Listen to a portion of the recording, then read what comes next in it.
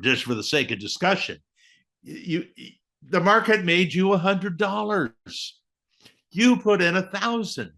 You are the most important partner at this point. But later, that's different. If, for example, and I've got my grandchild to be thinking about here in the next weeks about how should she have that money invested, I would like her to make 12% on that money instead of 10. And that means small cap value. Or if you looked at the tables, you would see that we have strategies that combine the S&P 500 and small cap value that have made over 12% over the last 52 years. Okay, I just want you to see that first 5 years that you put in $6,000 a year or $30,000, it's only worth $42,691. It doesn't seem a lot since you put in 30. Come on, where's the action? At the end of the next 10 years, keep putting away that $6,000, getting that 12%. Again, we're only talking math here. We're not talking about reality of the market. But at that point, it's up to 118,000. But you put in 60. So still, it doesn't seem for all the money you put in, you're thinking you're supposed to have 3 or 4 or 5 times that amount of money in there. After all, you're in the stock market where people get rich. But by the time you get out there 15 years, now the money you're putting in every year is not as much as what's being made inside that fund. And now you're doing the same thing you were doing 15 years ago, except now you got 250,000. And by the time you do that for 40 years, it's 5 million. And all you did was the same thing over and over. You built in little pieces a real retirement. If you take out the first 5 years, I know I showed you this earlier. If you take out the first 5 years, that $5.1 million will be worth $2.9 million. That difference is the first 5 years. And the payoff for all of us for getting this education, by the way, how is this different in a way than anything we do as teachers? Now, it's kind of hard to know what the payoff is for learning history. For learning math, it's easy to see what the payoff could be. For learning a lot of stuff, I learned how to draw these letters, cursive letters, very carefully. I don't know that means so much anymore, but that was part of my education. I'd rather that they spent those hours teaching people how to put money aside and grow it. By the way, if you do this right, if you get the education, then all it takes you is a few hours a year, literally, because you're not in the business of guessing the future. You're not in the business of controlling the world. You're just getting on for the ride. But they will likely, if they get an education, invest earlier, invest more, diversify more, pay less in expenses, own more in equities. We see the impact of that. Pay less in taxes. And here's how you become, this is a bonus. If we educate them well enough, they will never have to go to Wall Street to hire somebody to charge them 1% a year to manage the money for them. Because what young people don't know is that our industry wants you to believe that when you have a little bit of money, you go buy mutual funds. But when you have a lot of money, you need somebody to help you put those together and move them around, because now you have more than one mutual fund. Well, you don't need more than one, but you might have more than one. And all of a sudden you think, God, this is a lot of money. It's scary. It's no more scary. There's no more to know when you've got millions then what you have nothing. It's the same easy decisions. And let me tell you, that fee for managing that money, that when people have a lot of money and they hire a big time money manager to manage it, that fee of 1%, if you paid that to professional managers who manage the mutual fund, who oversee what funds you own, because you don't know what funds to own, and they charge 1%. So, okay, the first $6,000, they charge you $60. And then when it's $12,000 under management, they charge you $120. Sounds so innocent. But if you kept that extra 1%, it means you would make an extra 1%.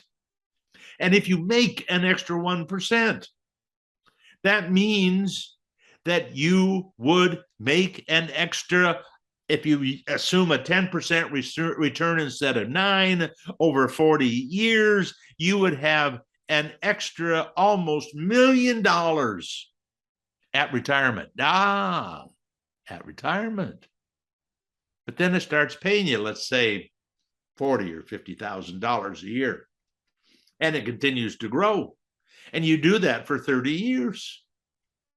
It is really a big deal. It's what I consider to be $1 million bonus if you will educate your kids, if they will get an education so that they understand this simple stuff. It is no more complex than what I presented. Yes, there are different things that you can consider, different kind of target date funds. In fact, when you read in my book, I suggest, in fact, it's a strategy developed by Chris Pedersen, who's the head of research for our foundation. Again, a volunteer, but he shows how just including 10% in small cap value, target date fund, let them do it all, and just a little 10% down there in small cap value.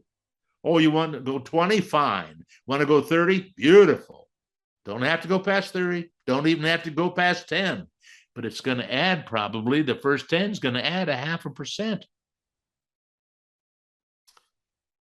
And here is another thing that you might teach. I get criticized because, in fact, let me tell you, I don't know if you know who John Bogle is, but he's the guy that started Vanguard Funds. And I had the honor of being with him for 90 minutes in his office in 2017. And let me tell you, that guy he is one of the most amazing people in the industry of mutual funds. But he started the first index fund, and he saved people billions and billions of dollars in fees because he undercut everybody's fees, and other people had to come down to meet him at some level. Even the active managers, while they don't charge you the fees, that low fees he charges, but they would be charging you more if he wasn't there charging those low fees. And by the way, he recently passed away. But I loved my conversation with him. He changed my life in some ways. But one of the points he made is he was trying to help people have enough and be able to retire in dignity with enough. I believe that enough is not enough. And I really do believe this. And what I mean by this is, you and I could plan. We could sit down with a professional planner and say, what's your life going to be like? They never, ever ask, well, how many divorces do you think you'll have, Mr. Merriman? They don't ask that. If they ask that, I'd say, well, I'm not going to have any divorces. I got married at 19 for the first time. Oh, that's right. I wasn't going to have any divorces. But I would never think to build a plan that said, well, I got a plan to have a divorce. No, I didn't. People don't plan being laid off early from whatever their career is. People don't plan the fact that they get a disease that ends up setting them back. Oh, yeah, they can still work, but they can't do what they used to do. You can't plan for everything that might happen. So one thing you could do is say, okay, I need to put away 10% in order to have what I'm going to need and have enough. And by the way, even having enough, some people, enough is not just to have enough money till they die, but to leave something. Other people want to die they want to run out of money the day they die. That's a hard one to plan for. Actually, it's not so hard because you can end it yourself if you wish. But in theory, that's a very difficult thing to do under normal circumstances. My belief is, and this is what my wife and I decided, I wanted to work. And by the way, when I retired and started my foundation, I'm working as hard as today as I did when I was working and got paid. But I love it just as much. But the fact is that we decided to save more than we needed. So that there's a couple things. If bad times came along, we would be protected from that. And the other thing is, because we saved more, we could take out more. So when we retired, we were able to do a lot more than most people would be able to do, which for us, the thing that we do the most of that's more is probably give money away. But that's a cost of living. It's just like when we think about those kids who don't get it, that saving is spending. Saving is spending later for stuff that you just can't believe how important it is to you that you can do it. If you actually understood what it was going to feel like to be 65 or 70 or 79 and be able to help people who need help, you would likely give up some of the stuff that we buy when we're young, but you can't see that stuff happening. But the one thing we can hopefully start having them think is we want to plan for more than we think we need. We want to hope for the best and plan for the worst. And that's what I did during my life, which meant I retired later than I would. But having said that, the same is true for these people who are retiring at age 40, who are all part of this FIRE movement. If you don't know about it, it's the Financial Independence Retire Early group. I know a young fellow who saves 70% of everything he makes because he wants to retire early. So I would say to him, save more than you thought you were going to need to retire early. If that means you have to work until you're 42 instead of 40, I would recommend you do that.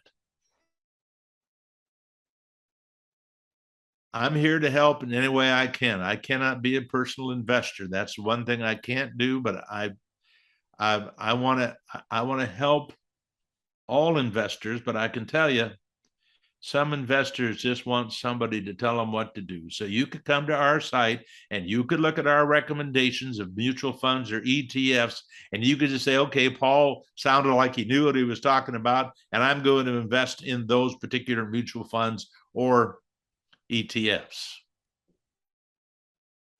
I really want to try to work with people who want a lot of information. We provide tables, hundreds of tables. We have over 700 podcasts and articles in total, built to try to help people take care of their money. We don't manage money. We don't get paid for anything, but we do help you identify the best equity asset classes, how much to put in each one, how much in bonds, depending on your situation, when to move from stocks to bonds, what are the best stock and bond funds, how to take money out of your investments, and how to leave to others. Then the rest is up to you to have the discipline to do it. And by the way, this is not that we know the future. When we show you our 10 best ETFs in different kind of mutual funds that we recommend, big, small, value, growth, etc. We don't know that they're going to be number one, but we look at all of the factors that we know to research, and we tell you from everything we know, here's what we think will be the best one of the group. That's the best we can do.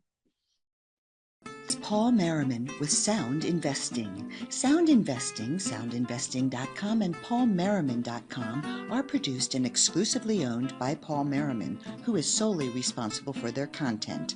For more information, free articles, mutual fund recommendations, and more, visit paulmerriman.com.